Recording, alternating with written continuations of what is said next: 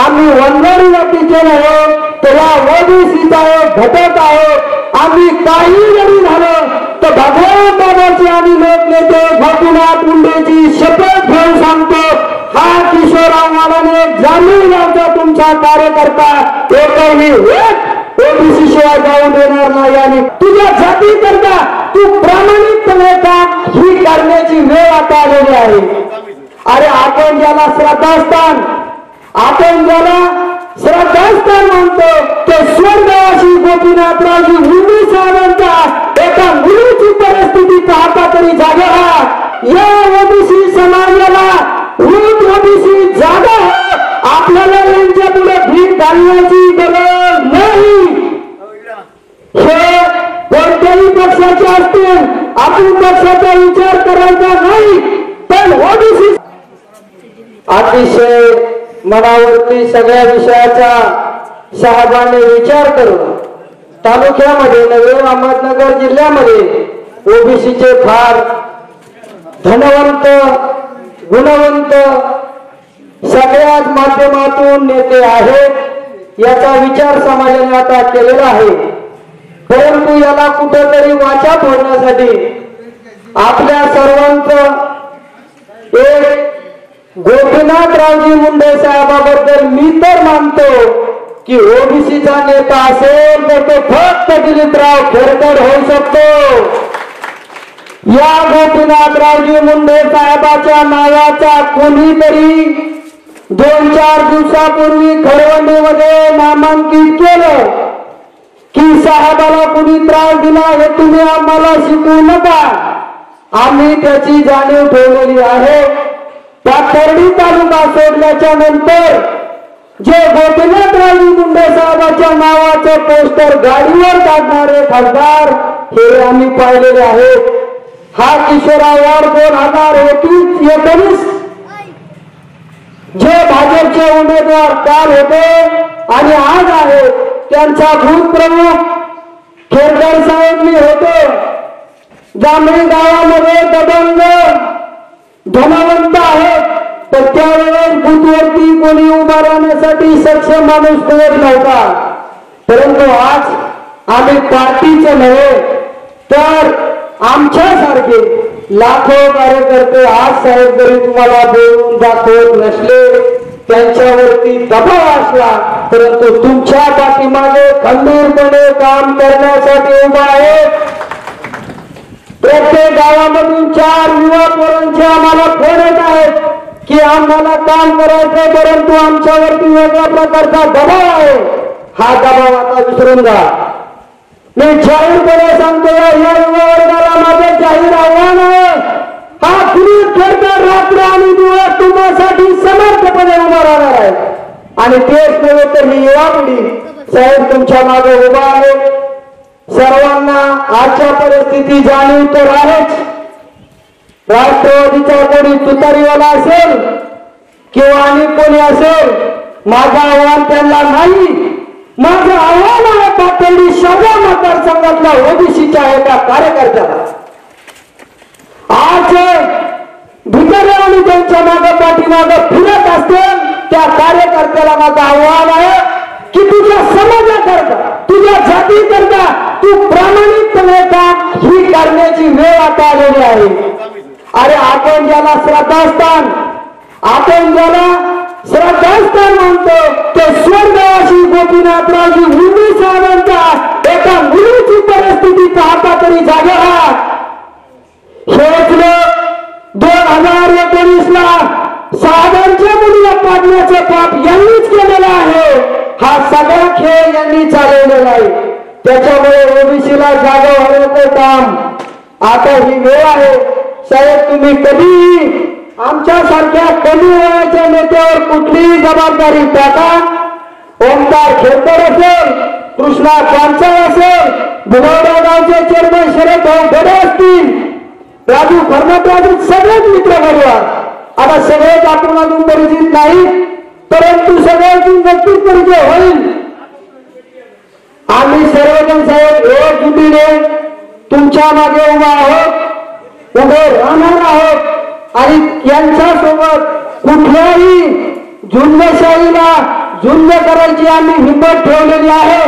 असं नाही उद्याच्याला आमच्यासारख्या कार्यकर्त्यावरती दबाव आणणार आहेत, परंतु आम्ही मुंडे साहेबांचे लेकरं आहोत. आम्ही वंजारी जातीचे नाही, तर या ओबीसीचा एक घटक आहोत. आम्ही काही जरी झालं तर भगवान बाबाचे आम्ही लोकनेते गोपीनाथ मुंडेची शपथ घेऊन सांगतो, हा किशोरराव माडाने जामीन गावचा तुमचा कार्यकर्ता एकही ओबीसी शिवाय जाऊ देणार नाही आणि करणार नाही. आणि ही शपथ आपल्याला पाथर्डी आणि शेवगावपूर मिळेल तर हा अहमदनगरच्या पूर्ण लोकसभेत ही शपथ प्रत्येक गावोगावी जाऊन घ्यायची आहे. साहेब ओबीसी आणि हा चाललेला प्रकार ह्या खेड्यामध्ये आम्ही लोकांना माहित नाही. आपल्याला सर्वांना हे लोक जागे करावे लागतील. अरे या अहमदनगर या दक्षिणेचा खासदार हा ओबीसीच्या जीवावरती खासदार होतो आणि यांना जर आरक्षण नाही दिलं तर मी पदाचा राजीनामा देईन. हे लंके साहेबांचे बहीण आहेत. जरी कोणी काही बोललं नसेल परंतु आज त्रास जाणवतो. महादेव जानकरची परिस्थिती काय, आपण ज्याला मानतो त्याच्याकडे विचार करीत नसतील तर त्यांचा विचार करण्याची आपल्याला गरज नाही. आणि जाहीर आणि धन भेटून सांगतो, या ओबीसी समाजाला ओबीसी जागा आपल्याला यांच्या पुढे भीक घालण्याची गरज नाही. हे कोणत्याही पक्षाचे असतील, आपण पक्षाचा विचार करायचा नाही. पण ओबीसी समोर मी जाहीरपणे सांगतो, लोकसभा असेल, विधानसभा असेल, जिल्हा परिषद असेल, ती ग्रामपंचायत असेल, आपल्याला कुणासमोर भीक मागण्याची आवश्यकता नाही. ओबीसी समाज दिल्लीला यांनाच पाठवतो, मुंबईच्या विधान भवनात पण यांनाच पाठवतो. हा पाठवण्याचं काम तुम्ही आम्ही सर्वजण करतात. 5 वर्ष यांना गाव दिसलं नाही, 5 वर्ष यांना तालुका दिसला नाही. त्याच्यामुळे ओबीसी समाजाने जागे व्हा. आपण स्वर्गवासी गोपीनाथरावजी मुंडे साहेबांचे मावळे आहोत.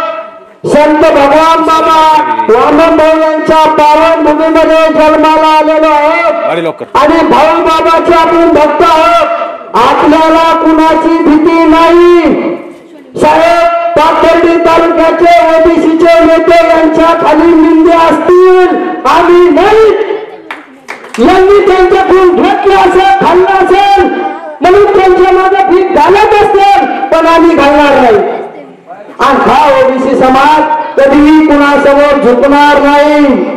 पारनेर तालुक्यातून मला रात्री एका मित्राचा फोन आला होता की माझी ओबीसीची साठी काम करण्याची इच्छा आहे. मी सांगितलं आम्ही तुला नक्की भेटू. असे आपले भरपूर कार्यकर्ते आहेत. ही वज्रमूठ आपल्याला घट्ट करायची आहे. आणि साहेबाला मी हे सांगतो, साहेब प्रचार अपप्रचार हे चालत राहील. अजून सक्षमपणे आपल्या विरोधात कोणी बोललेलं नाही आणि बोलण्याची त्यांच्यात हिंमतही नाही. परंतु दिलीप खेरकर साहेब करता किशोरराव या दबंग बलिदंड ह्या लोकांना उत्तर देण्यासाठी रात्र आणि दिवस तुमच्यासाठी करणार आहे. मला कुठेही आवाज द्या, त्या आवाजाला किशोरावर तुम्हाला आवाज तुमच्या तोंडातून बंद होईपर्यंत तुमच्या करता तुमच्यापाशी उभं राहणार आहे. सगळेच कार्यकर्ते आपले प्रामाणिक आहेत. इथे आणलेले लोक पैशावरती याच्यावरती आलेले नाहीत आणि याच्यामुळे साहेब ही सुरुवात आहे. अजून ओबीसी समाजाला गावोगावात माहीत नाही दिलीप खेरकर साहेब उमेदवार आहेत म्हणून. हे लोकांपर्यंत माहीत होईल आणि ज्या वेळेस रे बाबा ओबीसी समाज जागा होईल, डिपॉझिट मिळेल, तर परत भविष्यात यांना इलेक्शन मध्ये उभं राहण्याची सुद्धा ऐकत राहणार नाही. हे लक्षात ठेवा. पैशासाठी ह्या ओबीसी समाजाला पैसा लागत नाही. आम्हाला सर्व गोष्टीची तुमची जाणीव आहे आणि आम्ही तुम्हाला जवळून पाहिलेलं आहे. त्याच्यामुळे अजून आपल्या समोर ओबीसी पक्षावर कुणी अपशब्द काढलेला नाही.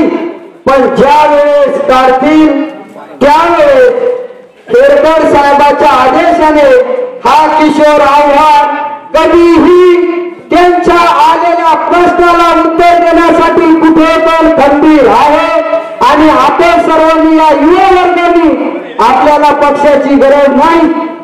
आपण या ओबीसी पक्षासाठी आणि आपण एक ओबीसीचे आहात म्हणून सर्वांनी झुकून द्यायचं आहे. आणि ओबीसी समाजाला बापाला मुलगा ओळखतो हे सगळे जाणीव आहे.